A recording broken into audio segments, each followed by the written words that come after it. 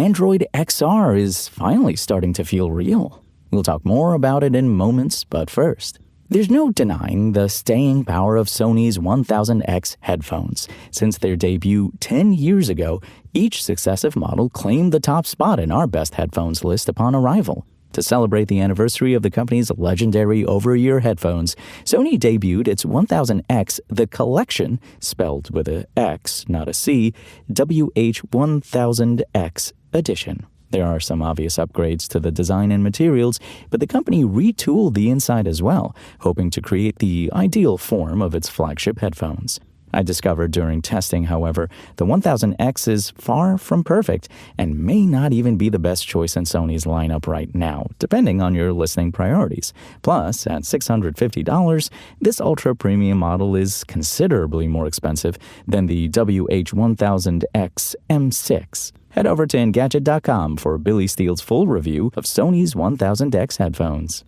And your calls on Discord are now truly private. The social platform says it's completed its years-long endeavor to apply end-to-end encryption in all voice and video calls. This security is applied to all calls outside of staged channels, with no need to opt into the added protection. Attitudes on end-to-end encryption have been shifting at some platforms.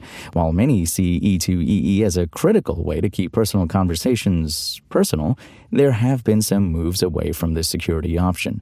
Already this year, Meta removed the tech from Instagram DMs, and TikTok revealed that it wouldn't be offering it in DMs either. But other brands are on the same side as Discord.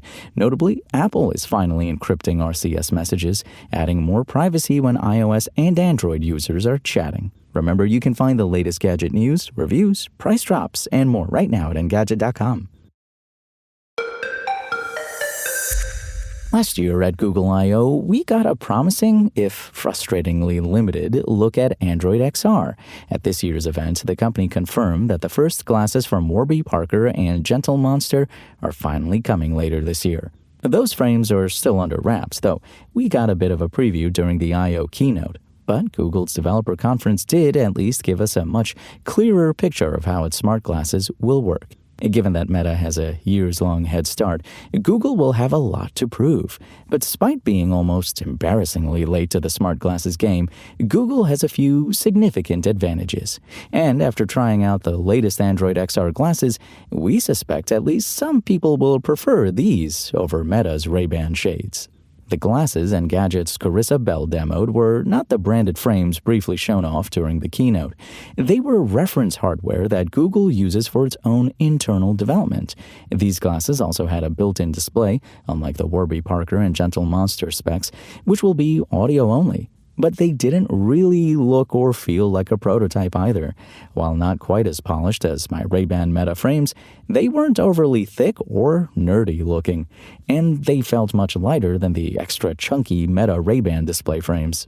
The display setup is similar to the prototype from last year, with a single window over the right lens. On the reference hardware, it had a 20-degree field of view, though Google was quick to point out that specific specs could change. While the display was impressive, it was every bit as crisp and bright as the Meta equivalent. It was obvious that even the audio-only Android XR glasses could have a big advantage over Meta and other would-be rivals. Namely, that Google has been able to integrate its own apps and, yes, Gemini into the frames in a way that seems incredibly useful.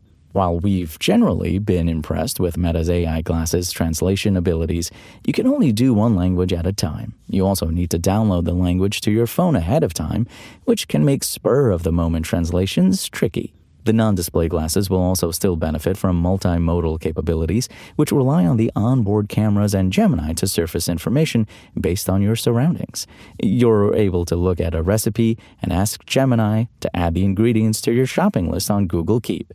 We've often complained that one of the biggest drawbacks of Meta's glasses is that they work with relatively few third-party apps. While Meta's working on fixing that, for now, they're great if you want to read WhatsApp messages or Instagram DMs, but there aren't as many options outside of the company's ecosystem.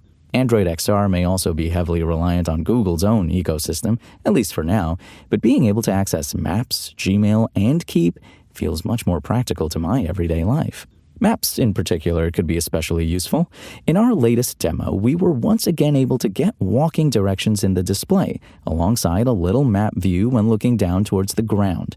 The audio-only XR glasses won't have the benefit of a visual guide, but Google will still be able to provide walking directions via audio cues. You can also look at restaurants and businesses around you and ask Gemini for reviews and information. The addition of Google Maps data is a real advantage, especially when you think about combining that with other features like real-time translations and navigation.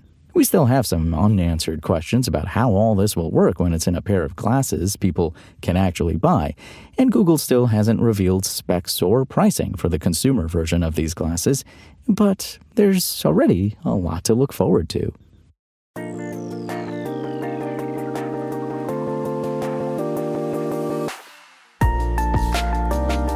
Thanks for listening to the show. Make sure to rate, review, and subscribe on Apple Podcasts. Today's show featured journalism by Engadget contributor Carissa Bell and was produced by Spoken Layer. I'm Imran Sheikh, and we'll talk more tomorrow.